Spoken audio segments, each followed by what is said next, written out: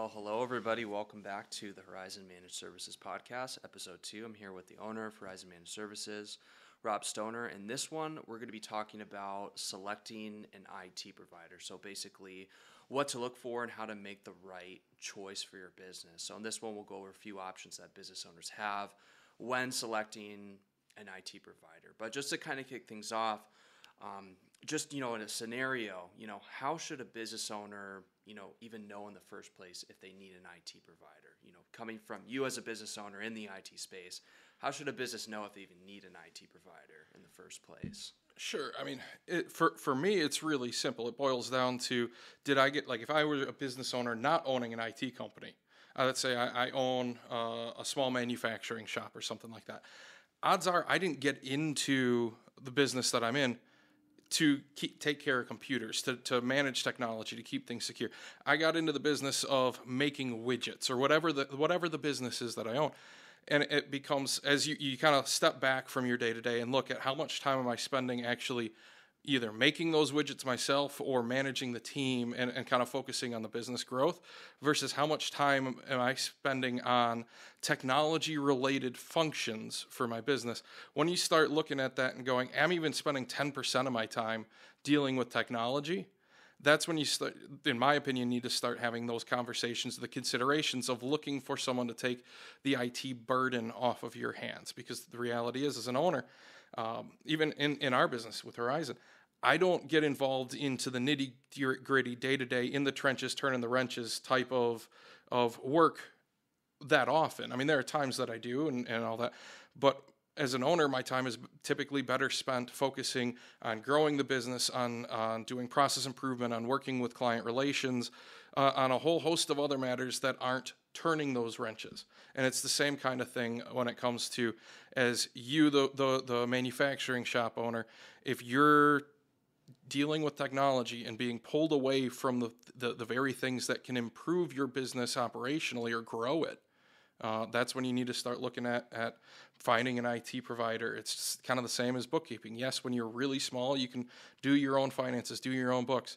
But as you kind of grow and scale, the value that you bring to your organization by doing those tasks gets diminished compared to what you could be bringing by focusing on growth drivers or other tasks similar in nature. Sure. So would you say the main thing would probably be a time thing? So say, for example, like you said, a business owner, hey, I've got 5 employees, I can handle it now, but now we're at 10 employees, now IT's taking up a lot of my time. Would you say that would be the main thing? I mean, it's one of them. I mean, time is absolutely the only resource you can't buy more of, right? Regardless of how rich you are, there's only 24 hours in the day for every one of us.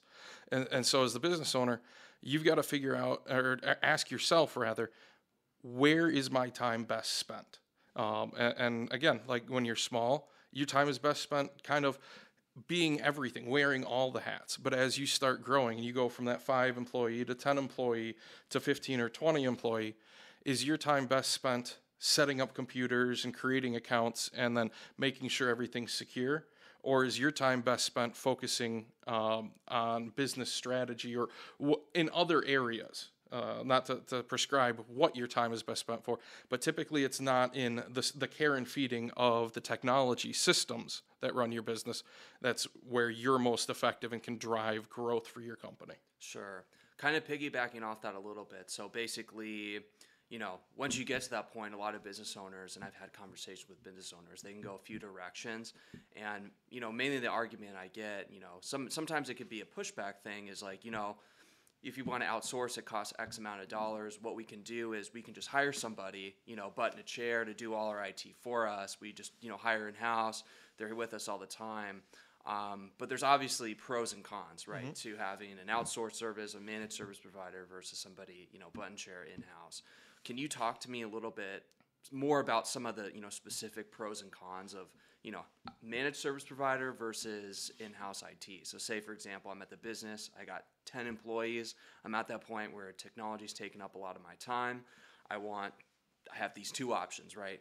I can find someone or outsource. What are some of the pros and cons? I mean, it's to an extent, it comes down to personal preference as the owner, what you prefer. But removing that, like personal preference aside, there are just some objective pros and cons to each approach. I'll start with the in-house, right? We come across this and get this kind of question or objection, so to speak, not frequently, but it's often enough that that you go put a job ad out, you hire someone, you get a butt in your chair, they're working for you 40 hours a week. First question is, do you actually have 40 hours a week of wrench turning technology needs for your firm at 10, 15 employees? Probably not. So there are some that are very technologically advanced, and you need someone full time. But most cases, no. So they're going to be wearing multiple hats again. And what we typically find is when someone wears multiple hats, they're going to prefer one of their roles over others.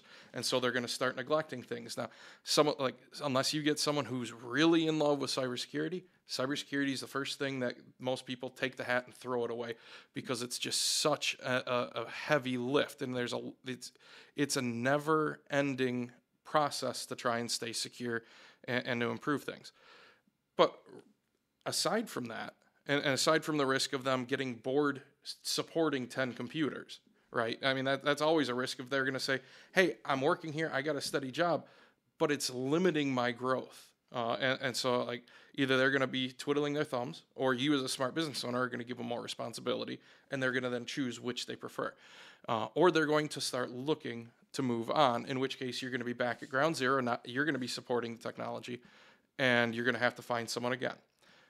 Unless you have, as the owner, experience identifying and managing technology-focused, like technical folks, it's very different than hiring an engineer for like a CAD CAM if you're manufacturer designing, or machine operators or welders or fabricators, whatever, or just a tax preparer.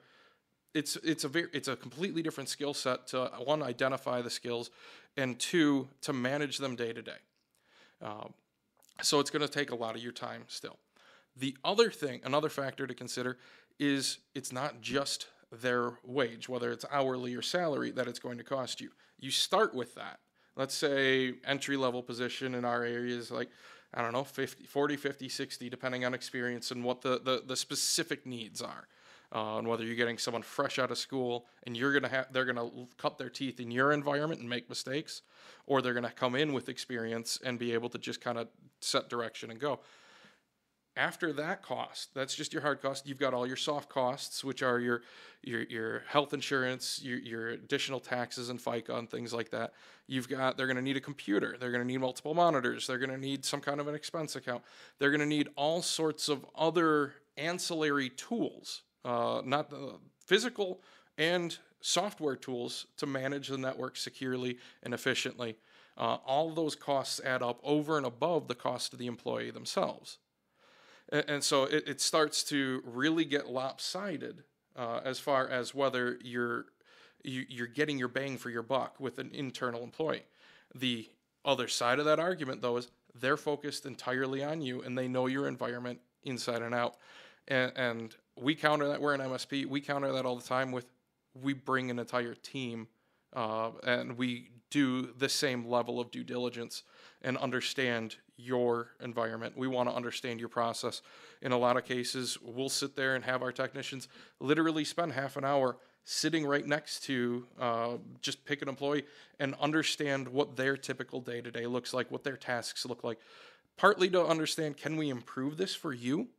But also partly to understand what it is that you, Joe, the shipping coordinator, do in an average day, so that if something goes wrong, we're not having to ask you what are the dumb questions when you're down. We've got a base level understanding, just like your internal employee would have, so that when something goes wrong, we're able to come in and provide strategic guidance. Now, when it comes to like the pros and cons of a managed service provider, yes, we come with a monthly fee. And depending on the size of the environment and the skill set, and whether we're going to do HAS, hardware as a service, or not, and whether you've got all your machines are 10 years old and you need to upgrade them, or you've got a brand new fleet and we don't. The costs are very variable, very much so. The costs are very much variable and dependent on a lot of different factors. But what that brings is it brings a whole team. Like when we were talking about your in-house person, you got one person. What happens if they get sick? They get COVID. Their kids get COVID. Their kids just get sick and they can't come into the office. Are you set up to do remote working? Are they willing to do remote working? Or when they want to take a vacation? Or in our world, the running joke why we do so much documentation is like it's the proverbial get hit by a bus. Buses are the bane of every IT person's existence because we document so that if I'm not available, if I get hit by a bus, you can come in, read my documentation, even if you're not 100% as familiar with the system as I am, you're able to affect change or resolve issues in that and challenges in that situation just as well as I am able to. But if you only have one person, even if they document, no one is stepping in to do that because typically you need a baseline understanding of technology in order to be effective working through documentation. Beyond that, we bring the entire tool set to efficiently manage systems, to keep them secure. Our focus, 24/7, 365, is on technology. It's not on manufacturing with one employee that's focusing on technology and improving that experience, improving that security foundation. That is our focus entirely. Sure. Okay. So that sounds like a lot of different things to think about. I think the biggest thing, if you hire someone in-house, just obviously, for example, if they don't document the things, then they turn over, then you're at ground zero, or if they have to take a vacation and things like that. Whereas with the managed service, you could get that all the time, 24/7, 365. You have a team of people, so there's never really going to be any times where, sorry, we can't take your call. We're all out on vacation. There's always going to be somebody to pick up that phone and offer support from that standpoint. Yeah, I mean, at the end of the day, I mean, the internal IT employee or internal IT employees, they have their justification. Typically, though, it's not in small or even medium businesses. Like typically, we start to get into what we call co-managed, where we kind of work alongside one or two internal employees in the 100+ employee range, where a business has 100 or more employees, and it's a different relationship. But they have their place in larger orgs where they're staffing entire teams of IT professionals to solve challenges. It's what the MSP brings to the SMB market is that same kind of approach where we bring an entire team to support your small organization at a fraction of the cost of you staffing an entire team for your org. Sure. Okay. Well, going into kind of the third point, I know this is probably a step down from both hiring someone internally and managed services, but break-fix model. I know it's something that we used to do. Mm-hmm.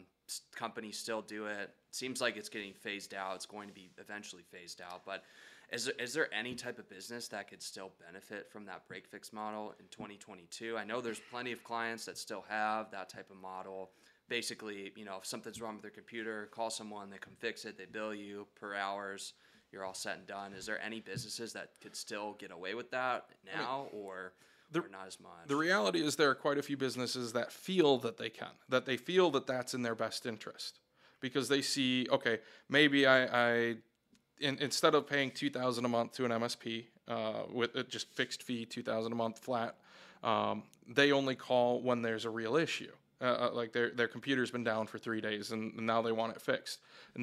But you step back and you look at, okay, that break fix shop, they're going to come in, they get the call, they're going to start billing. From the minute they pick up the phone through when they resolve the issue. But if you step back from that and look at what was the loss as a business owner, just to the business of the loss of productivity from that employee, maybe they were only down a day. But what's their wages? All right, things start adding up. What did the aside from the employees' cost to the business? What was the cost to the business of them not being able to be productive for that day? If they're a shipping coordinator, were you not able to get any of your shipments out that day? Okay, what does that mean for your delays? Do you have enough buffer in your shipping times and lead times that you can absorb that, or are you going to have to either deal with upset clients of your own because they're going to receive orders late, or you're going to have to pay to expedite all of the freight going out that next day.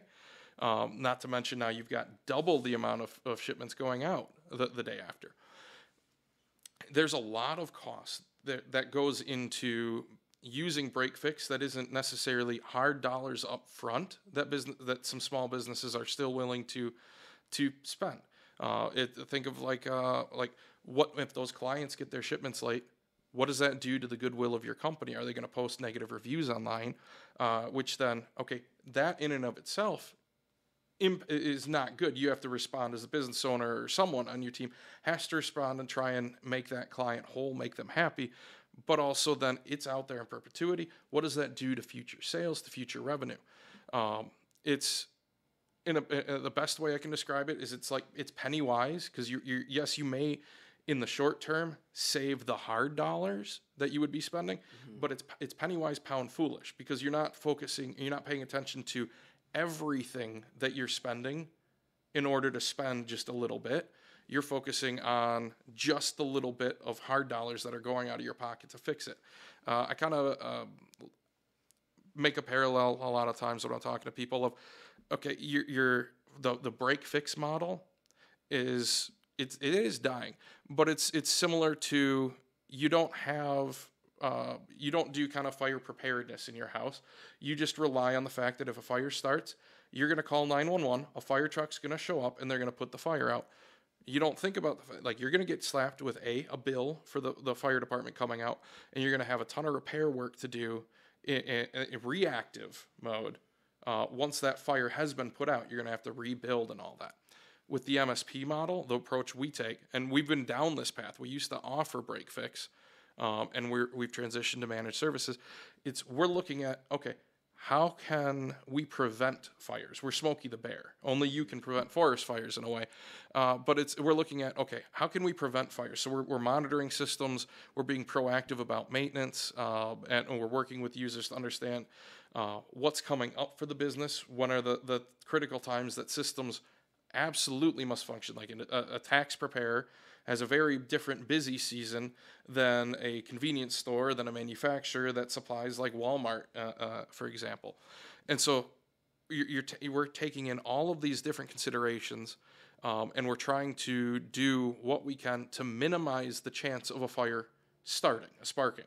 But then we've also got tools and plans in place so that if a fire does spark, the specific sprinkler, like we put in sprinkler systems so that just the sprinkler over the fire engages, puts the fire out, and then it turns off.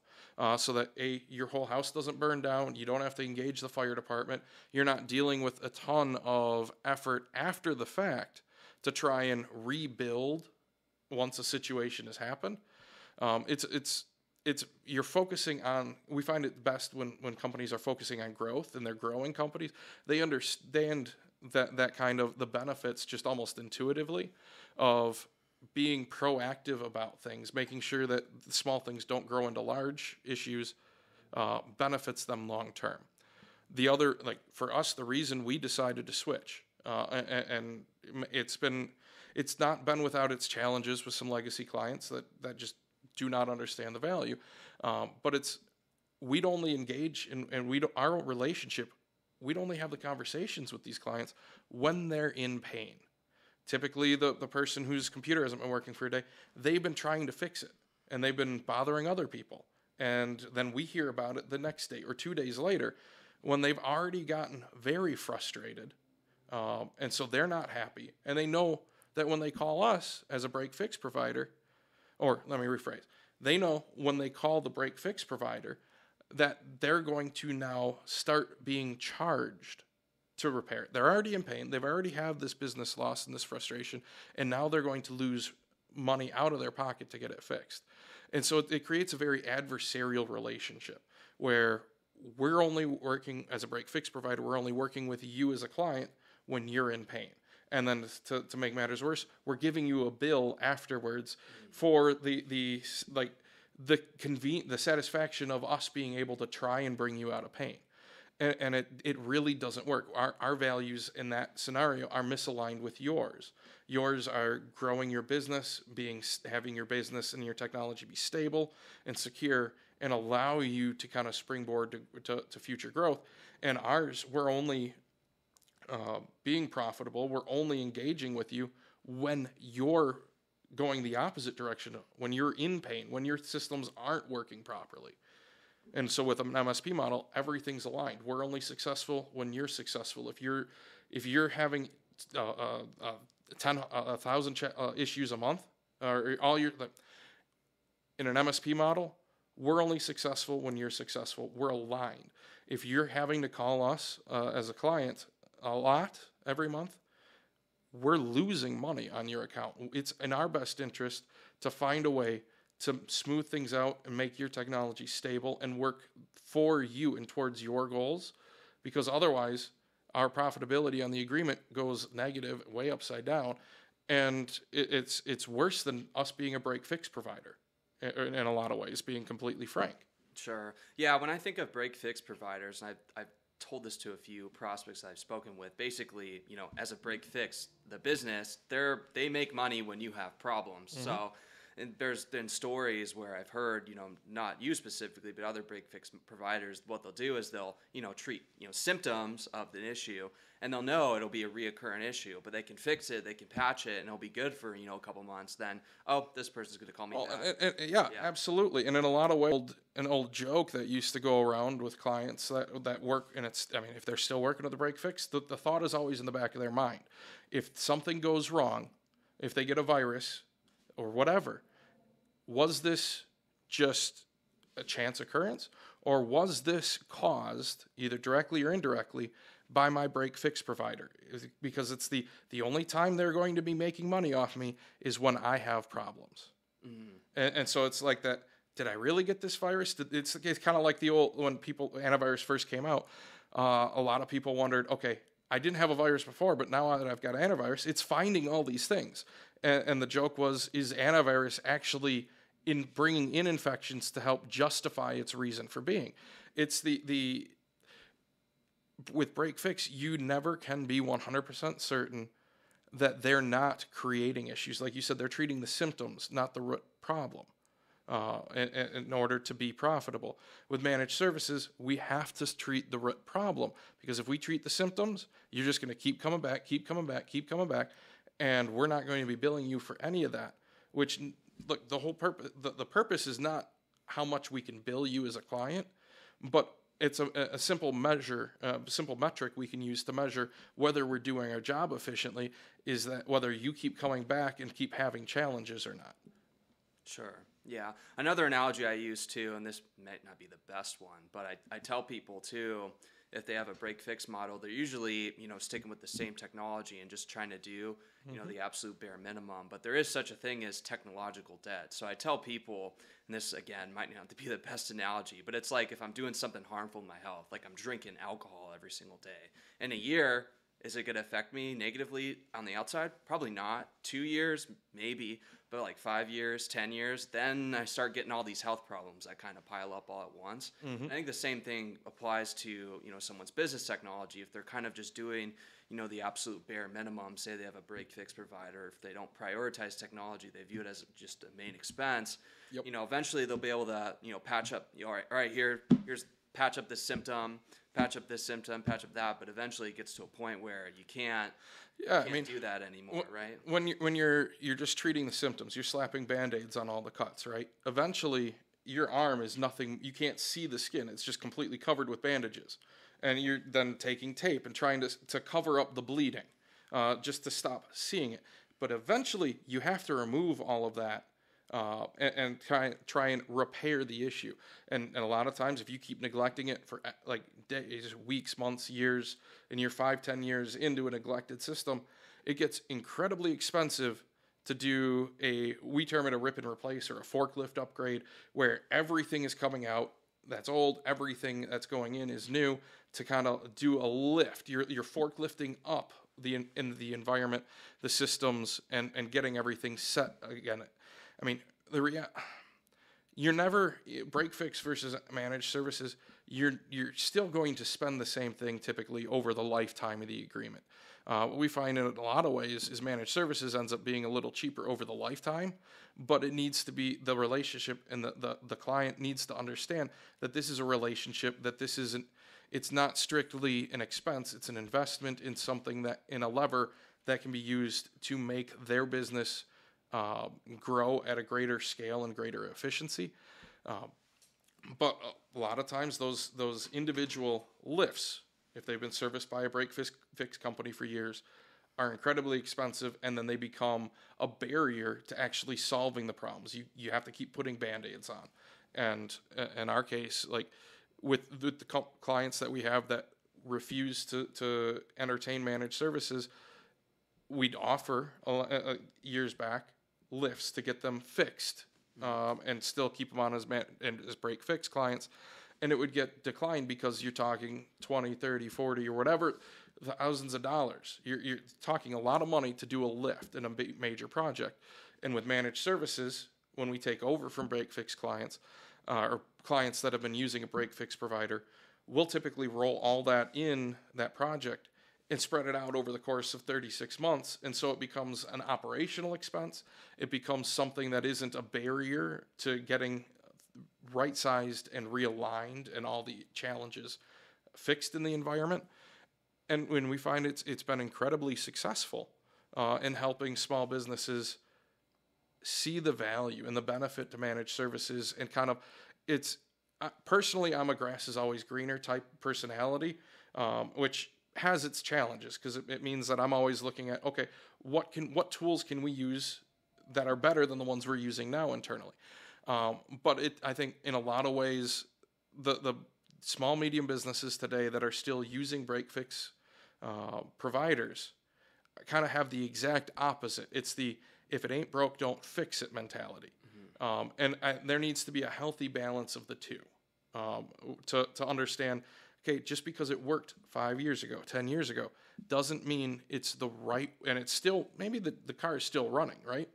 But it's not running efficiently. It's not running well today. And you could be, if just with some care and feeding and maintenance, you could have that car last you another 10 years type of a thing under the right program.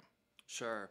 Going off that a little bit, especially with the kind of Band-Aid and cuts analogy, what are some of the risks that business owners face? So say, for example, business owner A is really focused on technology, views it as something to help his business grow.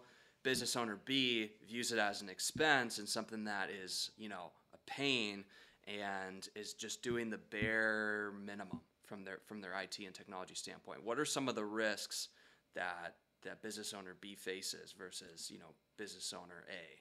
I mean, aside from some of the obvious ones that are like higher staff turnover, if you're not investing in technology to make your staff more efficient, they're going to get frustrated and stagnant in their jobs, and you're going to have to deal with more and more turnover, more training, which leads to quality issues, all sorts of things. But let's remove that from the table and just talk purely technological risks and concerns. The simple one is data loss. What happens if I'm just treating IT as an expense as a business owner, and I'm like, my data lives on the server has a couple hard drives in it, they're redundant, I don't need to worry about backups. I'll just take a backup once a month to this external hard drive, put it in my bag, take it home, and I'll just manually do that. Well, redundant hard drives, redundancy period, is not a backup. It just means you can handle some level of failure, active failure in your environment at any time. But that hard drive that you're manually cutting backups on, when's the last time you tested it? You probably didn't. You just waited until the light turned green, and then you said, okay, the backup's good and healthy. Well, what happens when that hard drive, the redundant hard drives in your server, fail? And because you had no one to monitor it, you weren't being proactive about your environment, you didn't see the alert, and you now have to restore from your backup. First, before you can even restore, you have to get the drives replaced. So you, as the owner now, because you're working with a break fix shop, you have to email them. There's no level of response time commitment that they guarantee. So maybe you get a response today, maybe tomorrow, maybe next week. How long can you stay down? But let's assume the break fix provider gets back to you, they have the drives on the shelf, and the next morning they're there, and they put them in and get your server back up and running. You now have to restore your data. Because you've never tested it, you go to plug in, and you click restore, and it goes, I got nothing to restore. The backups had been failing. You just kept getting a green light, so you assumed they were working. So now you've lost data. So now you have a couple scenarios. The immediate one is, how does your business continue transacting? Depending on the type of data you lost, there's a bunch of different scenarios you could be in. But the secondary concern is you've lost customer data. It's essentially a data breach in a lot of ways. It may not have gone to the level of being stolen by a hacker or just encrypted, but you've put client data at risk. Even before you've lost it, you put it at risk when you were putting it on an unencrypted external hard drive that you bought at like Walmart and took it home because it left a secure environment and went to your house.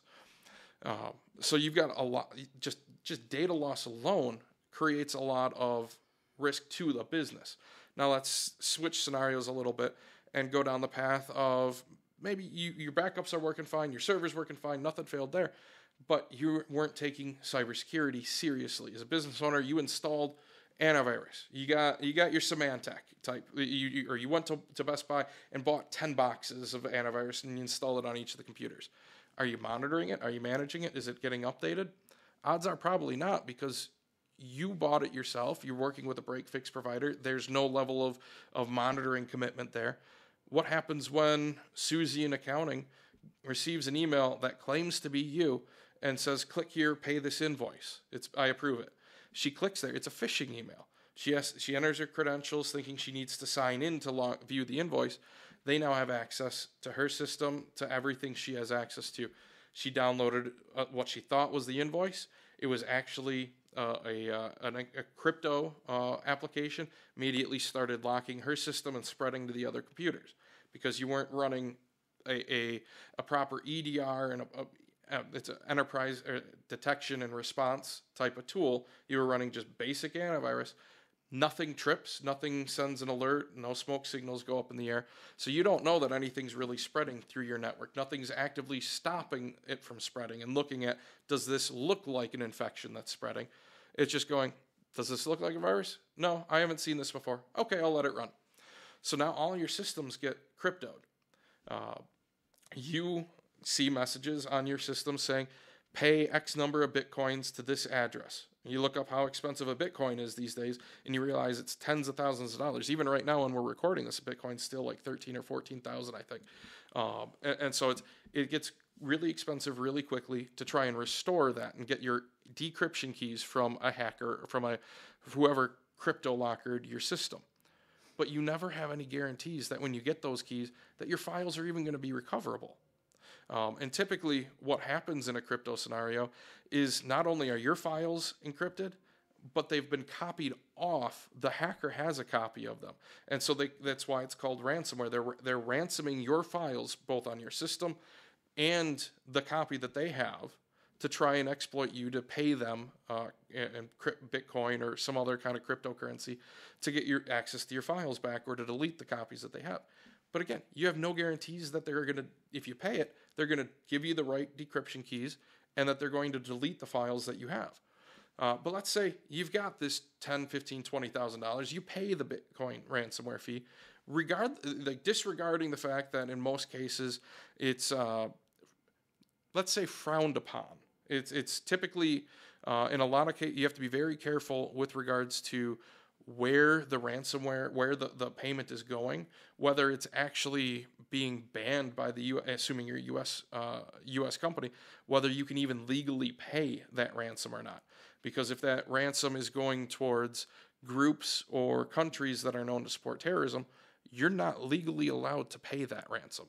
And there's some ways of working through the system legally to make those payments, but the average Joe, you and I, we can't make those payments while still staying in compliance with U.S. law. But let's say you do it. You disregard the law, you pay the ransom, you get the encryption keys back, and the hacker says they deleted the data. Did you have customer record information? Did you have first name, last name, date of birth, shipping address, mailing address, credit card information, social security number, any kind of what's PII, personally identifiable information, well, then you've just had a data breach that you need to, depending on the state, depending on the industry that you're in, you may need to report to one or several different entities. Even if you're in a state that doesn't have any reporting requirements, if you're in an industry that doesn't have reporting requirements, if you have clients and like you've done work for someone in the state of California, CCPA, I believe it's called, is very similar to GDPR. It's very similar to HIPAA in a lot of ways. It's a framework to protect the citizens of California's personally identifiable information. You're in Ohio, but you've shipped stuff to customers in California. You have to report to the state of California that you've had a breach, and you have to notify those clients, which will likely then spread online, and you should really be going, okay, I'm going to notify everyone and be proactive about this. But again, all this to say, I mean, I've laid out a scenario that it sounds like all these things have to line up for this scenario to happen. They don't. This happens every single hour of every single day. And the hackers and the tools they use to do it, they're not even typically targeting any specific business. It's a spray and pray approach. They just kind of go, who can I catch? I'm going to throw out a net and let's see who I catch today. And it's, as a small business owner, most of them, unless they're very technology focused and driven and passionate about technology, they're not paying attention to the actual risks that are out there. No, it's really eye-opening because especially the things that you mentioned with, antivirus and backups. There's a lot of things that I hear talking to business owners like, yeah, no, we're all set. We have an antivirus and we have a backup. But who's monitoring that? Who's checking that? Who's making sure that's updated? Because it's not a one kind of, set it and forget it type of thing. It's something that needs ongoing support and monitoring once you have it installed and having the latest versions of. Yeah, I mean, technology is no longer a set it and forget it thing. I mean, frankly, it never was. But today, the risks to the business are, to businesses in general, are so much greater when the business takes a set it and forget it approach, because the barrier for entry for any kind of hacker is you have to have zero skills. You just have to have a little bit of money available and a desire to just see what you can do, and you can wreak tons of havoc on businesses that have that set it and forget it, that break fix approach, the penny wise pound foolish mentality. It's businesses that operate that way, frankly, are operating on borrowed time, in my opinion. Yeah. From a technology standpoint. Yeah, especially with, I know in our last podcast, how easy it was for someone to become a hacker. Basically, all you need is a Tor browser, and you don't even need the Tor browser anymore. Oh, really? I mean, it's there. It's available right on the open web. You can even just sign Google. up. Yep. You can just use Google to find it. It's a game of whack-a-mole. I mean, if you follow anything along the lines of what goes on with piracy for the Pirate Bay and people sharing movies and sharing, there's a whole subgroup or subculture about sharing pirate cable streams and channels and all that. And it's fascinating to read about because the government's going after them and they're closing all these different groups down. But it's almost like a hydra. The government closes one down and two more sprout up. It's a game of whack-a-mole. And just like in piracy and hacking and all that, it's the same thing. You one hacking forum gets shut down, one hacking tool gets shut down.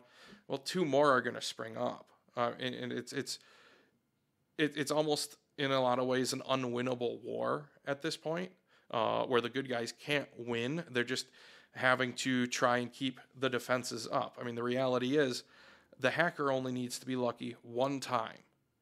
The good guys need to be lucky all the time, and it's only a matter of time for small businesses that don't invest in technology, that don't invest in security. It's only a matter of time before they're going to be affected by some type of breach, some type of security incident, and it is not going to be cheap. Sure. Well, not even breach too, but just besides that, like retention of employees, like you mentioned, and data and things like that. Well, and I mean, you look at a lot of small businesses and how they responded to COVID, for example. A lot of businesses went and said, okay, we're gonna embrace remote working in some way, shape, or form. And there's another subset of businesses that said, no, we're not going to do it. We're gonna just keep operating status quo. Maybe wear masks. Like there's no right or wrong answer, right? There's absolutely jobs that you can't do remotely. It's hard to run a punch press when you're sitting in the office, when you're sitting at home, type of a thing. But the willingness to embrace the idea of change, the idea that things have shifted, the expectations of the employees have shifted. That's kind of the marker for us of a company that gets it, that understands that technology is a lever for growth, not just a cost center. I was reading a study the other day, and the name escapes me, but just like we've all heard of this whole silent quitting or quiet quitting or whatever it's called, where it's employees that would normally go over and above and try and do their best work. If the employer is not making accommodations for them to be successful, to leverage better technology, to leverage better processes, the employees are going, well, I need a job to survive, right? But I'm going to just do exactly the bare minimum, nothing more, nothing less. I'm just going to kind of coast. And what that does to morale for the team, what that does to productivity of the team, what that does to the business, they're all things that still have yet to be proven over long-term studies.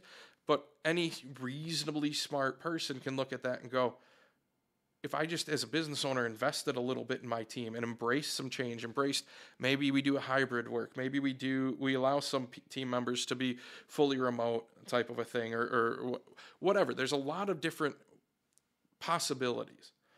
But if they were to invest in their team one way or another, their team would give back tenfold. But instead, what they're going is they're penny wise, pound foolish again. They're focusing on that making sure they catch every penny. And what they're doing is alienating the team that's going to allow them to catch the dollars.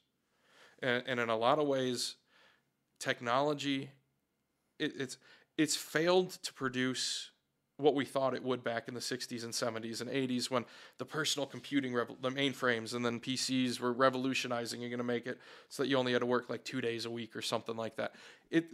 That's failed. That idea from back then, it doesn't exist.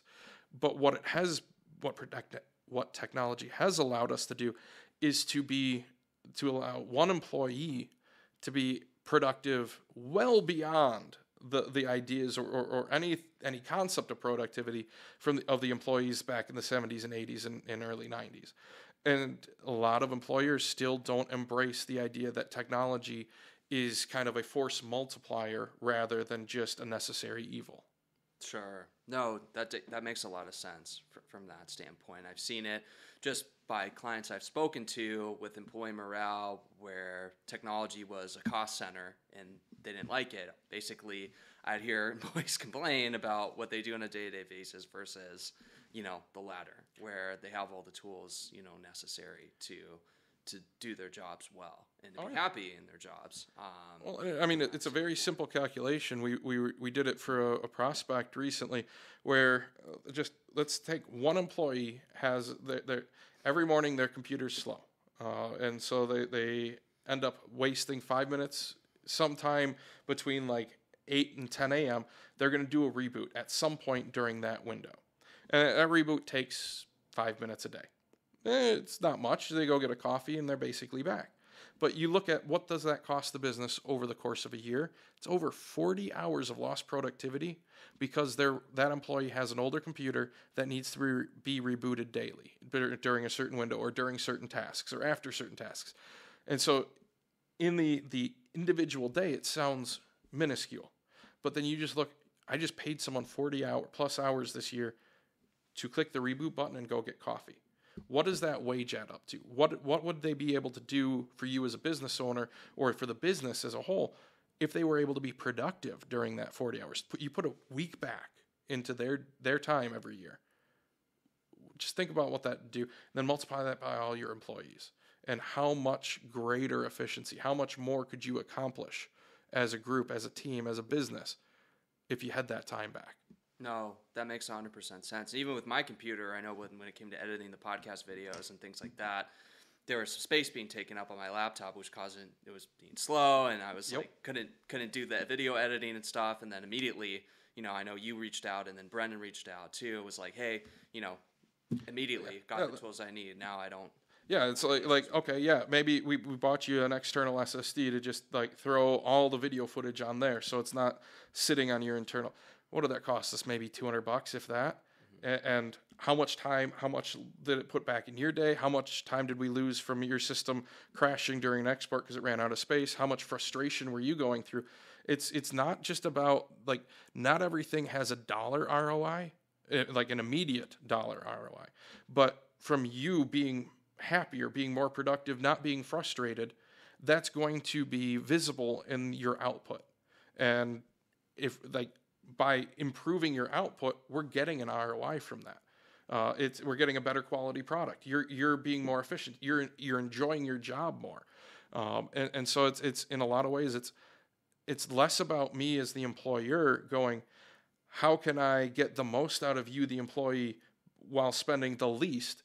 It's how can I best support you, the employee, to be the best that you can be at your job. Mm-hmm. And how can I support you to grow and kind of pursue the growth that you want to have, and find a way to leverage your growth and your desire to grow in certain areas? How can I find a way so that also has a side benefit that improves us, whether directly or indirectly? It's a very different way of managing teams, of kind of viewing investments in your business and in your team. But it pays dividends in the long term by building a more cohesive team, by creating a team that's in it for the long haul, that's going to be there when something goes sideways. Everyone's willing to pitch in a hand, whether they actually understand what's going on or not, or they're just someone to go get coffees or pizzas when we have to deal with a cyber event at 10 at night or something like that. It's the team being willing to all jump in and do what's needed to be done, and kind of it's like team sports. You're all trying to win. You're all trying to get that goal or get the point, the basket, whatever. I'm not a sports ball is not my thing, but you're all working towards a common goal, and you each have different specialties. And my role as one of the owners, as the coach, is to find how to best allow you to kind of go after that goal. No, I think that's a really good analogy. Now it just makes me think of previous employers. One that came to my head, we use Salesforce a lot as a CRM, and I'm just thinking now how much time I spent, because the application, had so many bugs, it was running so slow. I probably spent about an hour a day just messing with Salesforce, trying to update my opportunities and, call logs and stuff like that, because it would load so slow. And, everybody complained about it in the office, or we work remotely, but everybody complained about it. Yeah, Salesforce is slow. It's slow.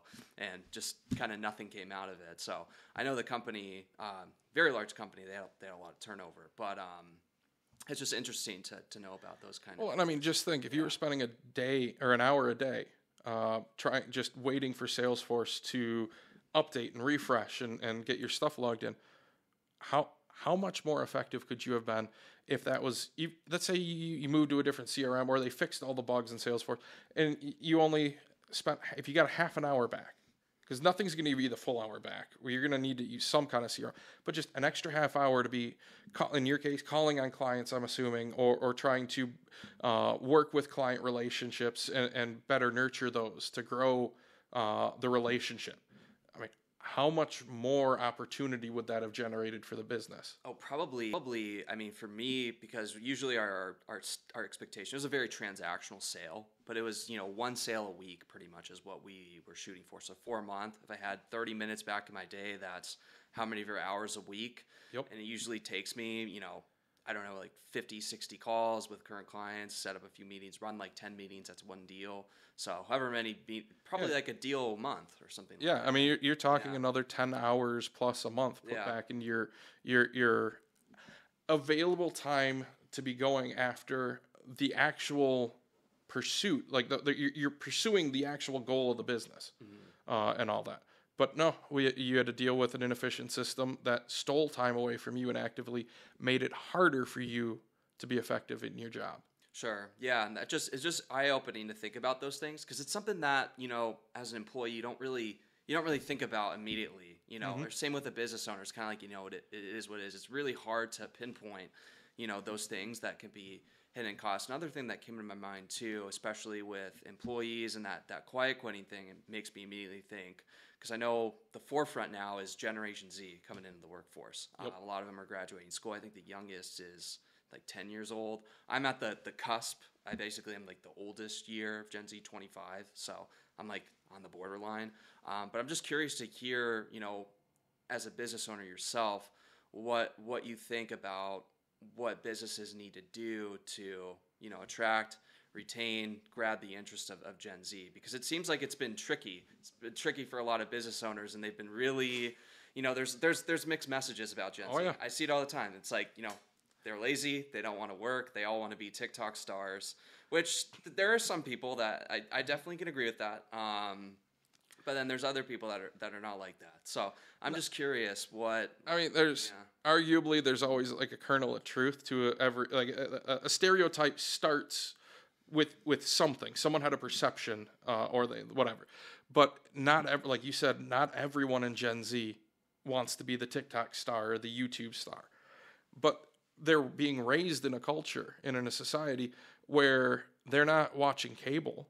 They're not watching movies nearly as much as they're watching TikTok and YouTubers, and that's their job, being a TikToker or being a YouTuber in a lot of cases. And so the concept of a 40-hour in the office 9 to 5 Monday through Friday job is very challenging to a lot. I mean, at least it's a very it's a jarring, in a lot of ways, experience for younger people these days. As an employer, not even speaking specifically about technology, but being willing to step back and kind of reevaluate your operation and go, just because I've always done something this way doesn't mean that's the way I need to do it. That's one of my, at this point I should probably just get it tattooed on my arm, is the statement that it's because we've always done it this way is never a good answer. If someone tells me why, like if I ask why we're doing the X, Y, or Z, and if the answer is because that's how we've always done it, that's an immediate, it's not like grounds to fire or anything, but it's immediately a task that gets created to, okay, we need to reevaluate this, because just because we've done it this way it doesn't mean it's the most efficient. It doesn't mean it's the right way or the objectively correct way or even solving all the challenges that need to be met. It just means someone decided one time that this works, and then someone else decided, okay, that worked that one time. I'm just going to repeat it and repeat it and repeat it every time. And as a business owner, I think in a lot of ways you need to step back and be willing to kind of separate your personal identity from the identity of the business and say, okay, if something needs to change in the business, that doesn't mean I failed as an owner. That means things have shifted. The tides have shifted. It's time to embrace some change. The world has changed. We're dealing with a younger generation that's coming in. We're hiring right now for another an entry-level technician position, or agent position as we call them. And we've had a lot of younger people apply, some with and some without experience. But the common thread is, like me, I'm 30, I'll be 35 in a couple months.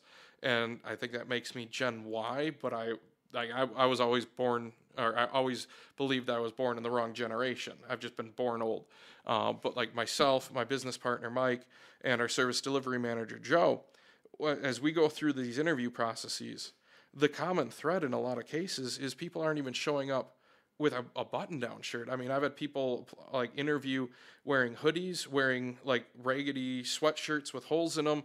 One that happened last week, he was wearing just a random t-shirt, and he took the interview from his phone while sitting in the parts department of an auto store waiting for his car to get oil changed. And I'm like the level of professionalism is just out the door.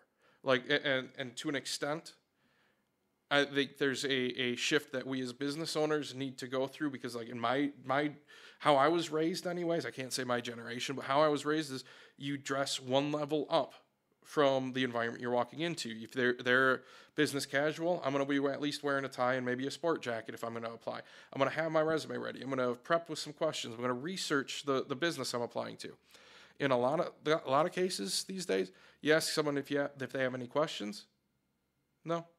Or they ask a question about something that was already in the job description. And I think one that's frustrating for me as an employer, because it means you're not, as the job seeker, you're not taking this process seriously. And if I'm taking it seriously and my team is taking it seriously, we're investing a lot into the process, whether it's hard dollars and dealing with job sites and all the paid advertisements that go with it, or soft costs that are the time. I mean, like I said earlier, the only resource that you can't buy more of in this world is time. Mm-hmm. And so if we're going to take our time and be serious about you, we expect you to be serious. But because things are changing culturally,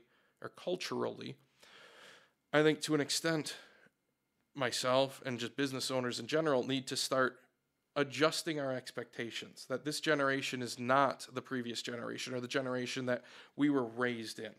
And that some things do need to change. Now, I don't think it's ever going to change that I expect someone to be prepared and professional in an interview. But what will change is we've embraced remote working. And whereas a couple of years ago, pre-COVID, we were 100% in the office 100% of the time. And now we're embracing remote working, partly because of the impacts of COVID, and partly because why not? And then being completely transparent is, if we as a business that wants to be competitive today don't embrace the expectations of the workforce of today, at least on some level, we become less competitive because we can't hire the same resources. We can't build as strong a team. We'll get looked over by job seekers that saying, hey, in this current generation that wants to be more, they want to be more missionally focused. If we don't have a mission as a company and find a way to directly or indirectly support our employees in achieving their personal goals, then they're not going to be applying to us. They're not going to be, even if they do get a job with us, they're not going to stick around long term. One of the things that I personally take great pride in is that our team has a longer track record, that we've been together longer. It's not just looked at as a chance to kind of get something on the resume, maybe get a new title, and then a year from now move on. It's that we're building something. We're all moving towards that mission. And a lot of what I'll call traditional SMBs, the ones that have been around and operating since like the mid-90s or so, or you've been in business 10 years and you're doing things the way you've done them because that's how you've done them. If you're not willing to kind of step back and question why you're doing them and like be transparent enough and willing enough to say, is this the right way to do X today? It may have been yesterday, but is it the right way to do it today? And being willing to say yes or no. Regardless of the outcome, it's not going to impact me personally as an owner that I've like feeling that I failed. Like if you're not willing to do that, you're going to have a hard time competing as more and more Gen Zs come into the workforce and are having a different level of expectation. And then not to mention the fact that as Gen Zs get more and more buying power, they're going to be your clients, not just your employees, but your clients. And if you're not willing to embrace what they as a potential buyer of your product is, you're going to have a hard time competing in the market against other companies that are going to pivot. And you're eventually your market is going to shrink and age out of the workforce or age out of the buying power, whatever the case may be. I've personally gone through a lot of the struggles of this past year of trying to separate my personal identity from my job, my career, and as an owner. And it's been challenging and wildly fulfilling at the same time to start separating that and go, okay, if we need to pivot, like we brought you on, like for example, you're handling all of our sales, all of our account management and development. And that was something that I had historically been doing, not well by any stretch of the imagination. I would be the first to tell you I didn't want to be doing any kind of sales, but it's something that I was doing because someone needed to do it. And I could have taken that as we need to find someone to focus on all of these growth initiatives from a sales and account management perspective. I could have taken that as an affront to my abilities, or I could have taken that as an opportunity to go, okay, great, that frees me up from something that, yes, I've been doing it, not very well, but because I've been doing it, I have some attachment to it. And I can then pivot and focus on things that I'm more... I'm better skilled to kind of attack and to solve those challenges to allow the business to grow in other ways. And it's not been without its ups and downs, but separating that and being willing to say we can improve. The ideas of the team are better than the ideas of the one, is embracing the new generation's approach to working, and it creates a more cohesive team. It creates better structure and better growth and better opportunity for everyone. No, I definitely think that's a really good, approach to have, especially, with some of the people that I've met that are younger than me, some of my friends or, just colleagues or coworkers that I've met in the past that have been younger than me or the same age. And even for me, when I was, looking for, when I found this particular role, I had 2 job offers, one from another place that was mandatory in office, very, very large, old school kind of company. And then you guys, I know it was originally, I think it was a hybrid role. So, I'm in the office sometimes. I get to meet with clients in person, but most of the time I'm working remotely. That was a big thing for me, was having that flexibility to be able to work from home. And then if, I meet with a client or I have to go to somewhere, then I can meet with the client in person to have that flexibility. And that's something that, for me, it's just, it was more important to me, a big reason why versus, some other company that, was a lot larger, but didn't have that option. So it's a big deal, I think, especially with the remote work. And then for younger people, finding a company that, like you said, is willing to, invest in their employees, help them develop and grow and provide that good environment rather than just kind of, you're in a corporate machine and, you're just kind of a robot, Yep. So to speak. I think that the younger generation doesn't want to be like that, where they just kind of are in one job for 50 years. There's no pensions or anything like that anymore. So I think that's one thing that's good. At the same time, though, there are people that they're like complaining about working like 7-hour shifts at Starbucks. I saw this one video and I'm like, that's a little bit, come on, like you're a little bit soft. Like at some point, you need to grow some thick skin. And I think, not to get too off topic, but just it's okay to fail. Like the current concept of everyone gets a medal. Personally, it's like saying, well, no one fails. No one doesn't win. Like everyone wins. There's not a winner and a loser. Everyone's winning, just at different levels.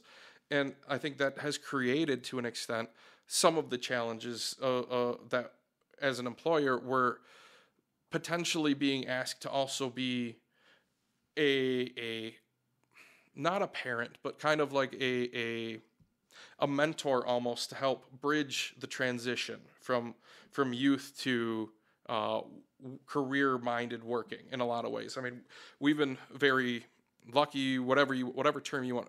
Thankful we haven't had that challenge with any of our employees and all that. But it's been something that, just from the outside looking at the generation, it's becoming more of a challenge, where they complain about working a 7-hour shift at Starbucks. And it's like, at some point, we've all gone and worked that 7-hour shift. That may be nothing but rush for 7 hours, and you get a bunch of unhappy clients, customers, or whatever.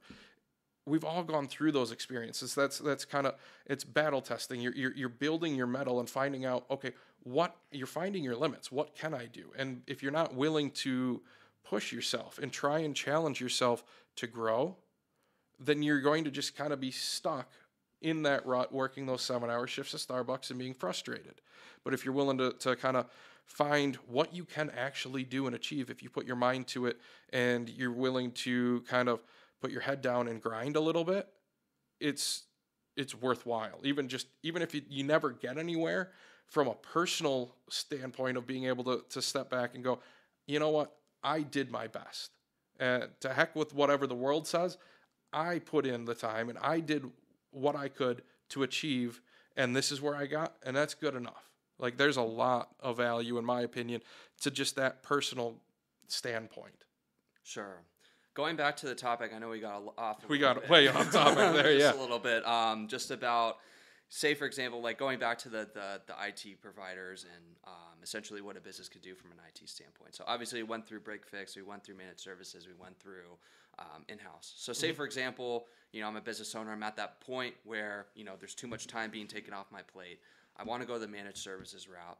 Now, I understand IT providers, managed service providers specifically, are a dime a dozen. There's a ton of them. Now, how does a business owner, what are the things to look for? I guess red flags and green flags for a business owner to find the right IT provider for them. I know there's a lot of components, especially with dealing with salespeople, which I'll talk about too with IT providers. But what are some of the things that a business owner should look for when it comes to finding the right provider for them? I mean, a lot of it comes down to almost the intangible. Like you as the business owner, do you feel like who you're talking to is trustworthy, or are they just kind of doing sales tactics to try and get in the door to move on from one step of their sales process to another? But I mean, you can ask some simple questions, like ask about similar environments that they've supported in the past. Every IT provider is going to be able to tell you a success story. What most won't tell you is about a failure and how they were able to pivot that and overcome that challenge. And so I always recommend businesses ask prospective MSPs, tell me about a situation that went sideways with a client, and how did you rectify that situation?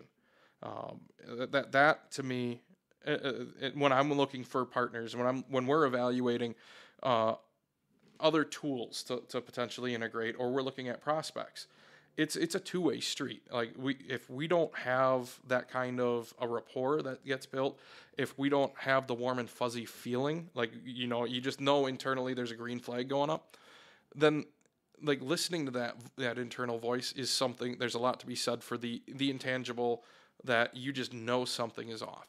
But if you're going to just do it like an interview process, a checklist, check the boxes, it's ask about the when something went wrong. Ask for some referrals, but understand that no MSP worth their salt is going to give you a referral of a company or a client that isn't happy with them. They're going to give you the referrals to clients that are happy. They're going to be able to tell you the success stories when they saved the bacon. They're never going to tell you about when they screwed something up.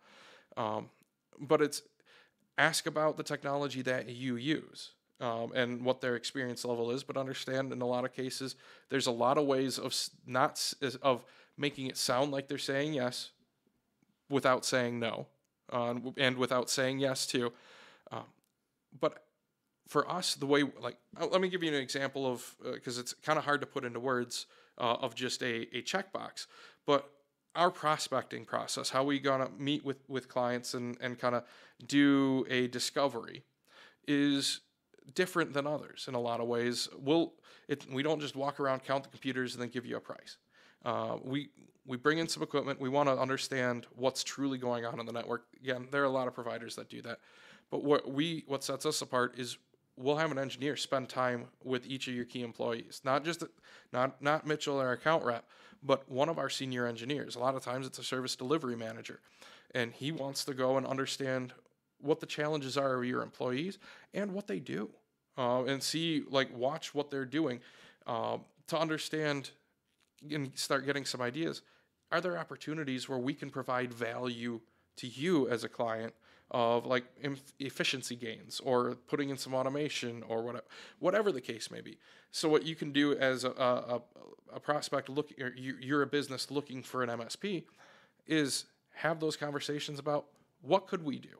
Ask them for ideas of how you as a small business could be more efficient if they just start listing off, well, use SharePoint or use Microsoft Flow or some kind of automation platform, and they can't tie it to someone or something in your business, then they're probably full of it, and they're just going to treat you just like any other break-fix shop that just charges you a flat monthly fee, and that they're not going to be truly proactive. They're not going to truly understand or try to understand your environment and your unique business challenges. Sure. I think another good point pins out to, dealing with salespeople, especially from a managed services standpoint. This is always something that I try to do in my sales process, but the biggest thing is listen to understand, don't listen to respond, especially when you're talking to, a business owner. I want to go with the idea of, first of all, I understand that not everybody's going to be a right fit, so first of all, qualifying, like, are they a good fit for, our particular services? If they are, then figuring out, asking them questions. The salesperson, if you're talking to a managed service provider, you should be doing most of the talking for the initial meeting.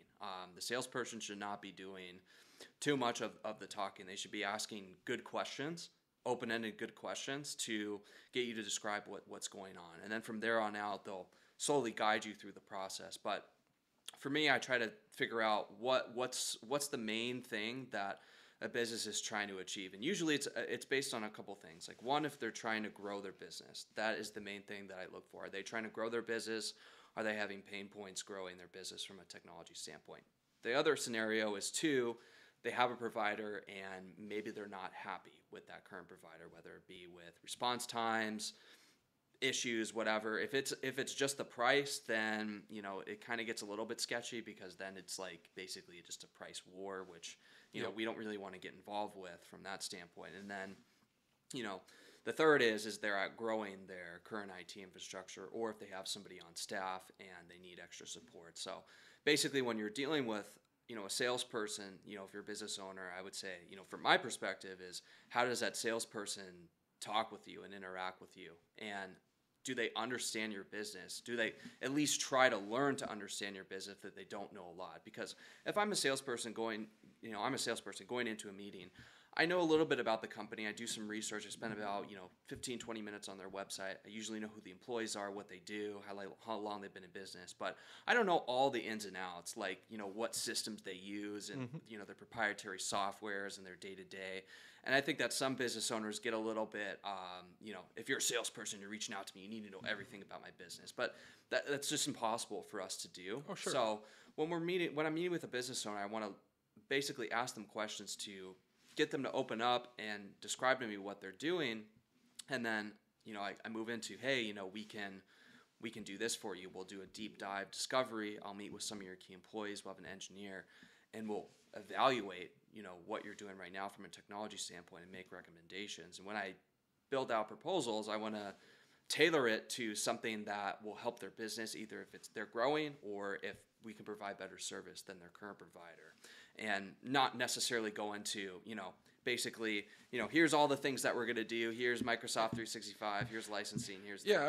The reality is one of the big differentiators.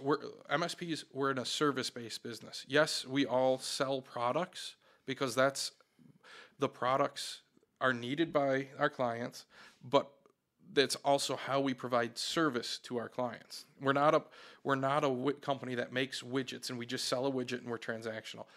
Break fix is typically very transactional. There are MSPs or they'll call themselves MSPs that are very transactional. They're focused on just selling the product or a project, and then they kind of stay hands off. But if the MSP, if you ask them what sets you apart, why are you different than the 3 other MSPs that I've talked to this week?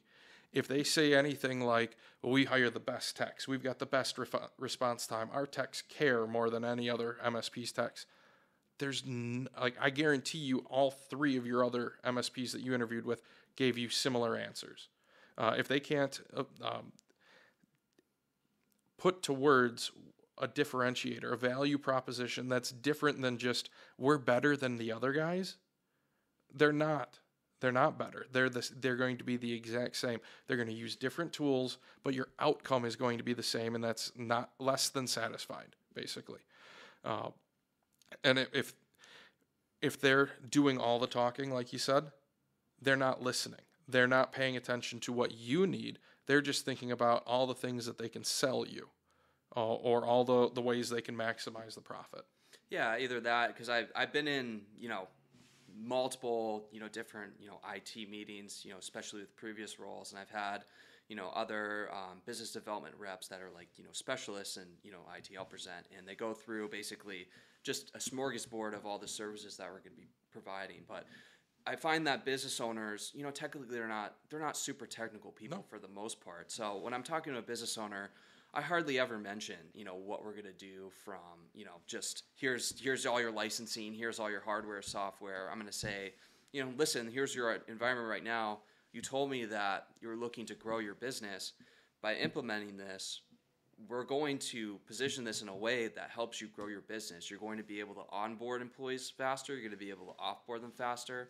You're going to have all the tools that your employees need to retain the current talent that you have. We're going to be able to work more efficiently by doing, X, Y, Z.